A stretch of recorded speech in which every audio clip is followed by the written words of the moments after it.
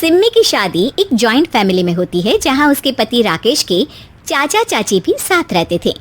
उनकी बहू मेघा सिम्मी की जिठानी लगती थी। अरे मेघा, राकेश आ गया है, उसका खाना लगा दे बेटा। हाँ माँ, बस वो चेंज कर ले, मैं खाना लगा दूंगी।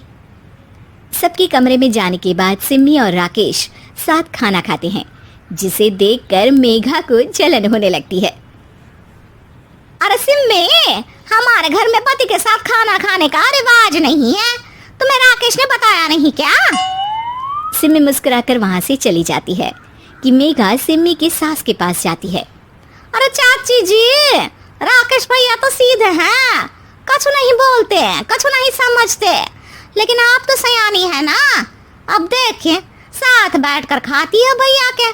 कुछ झूठा मीठा उसका भैया के पेट में चला जाए तो सिम्मी को तो पाप लगेगा ना, पाप। सिम्मी मेघा की बात सुन लेती है लेकिन कुछ नहीं बोलती।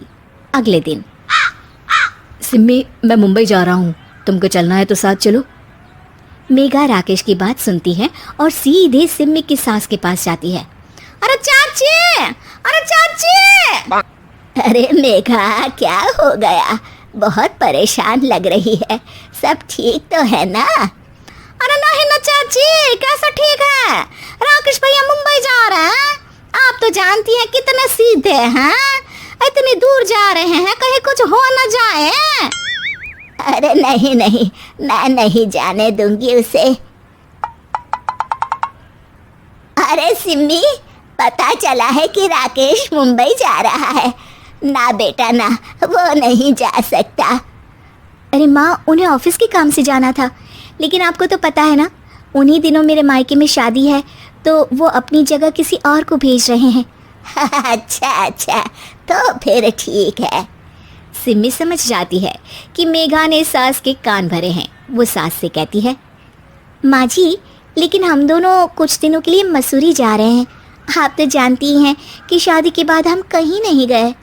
अच्छा अच्छा, ठीक है, जाओ घुमाओ। सास वहाँ से चली जाती है। सिम्मी अपने कमरे में कपड़े पैक कर रही होती है कि तभी मेघा आ जाती है। अरे गर्मी में सर्दी के कपड़े काहे पैक कर रही हो? सिम्मी को मेघा पर नाराजगी तो होती है, लेकिन फिर भी वो कुछ नहीं बोलती।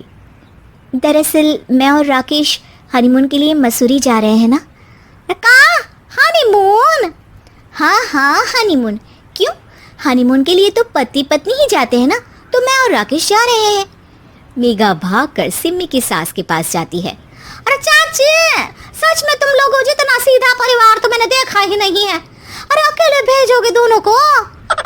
मैं और सुरेश तो कभी अकेले नहीं गए। हाँ भाई, हम तो परिवार में ही अच्छे, बड़ों के बीच, ऊपर से खर्चे है भगवान।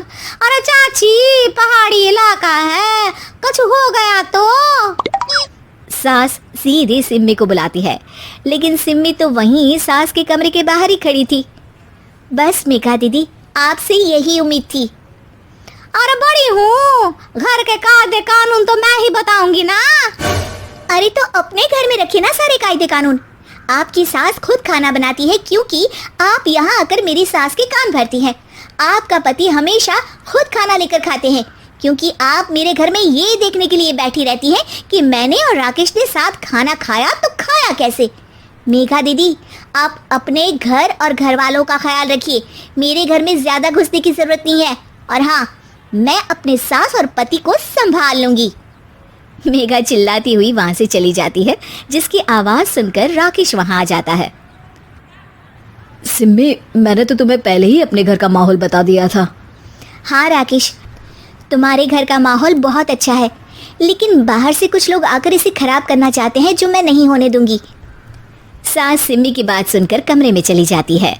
सिम्मी और राकेश घूमने जाते हैं और जब वापस आते हैं तो दरवाजे में मेघा और उसके पति खड़े होते हैं, वो भी सामान लेकर। अब छोटे मर्यादा तोड़कर घूम रहे हैं तो हम काहे नहीं?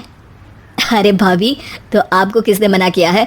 वैसे भी 4 दिन की जिंदगी है, दूसरों के घर में ताक झाक करके बिताने से अच्छा हो मौज करके ही बिताओ।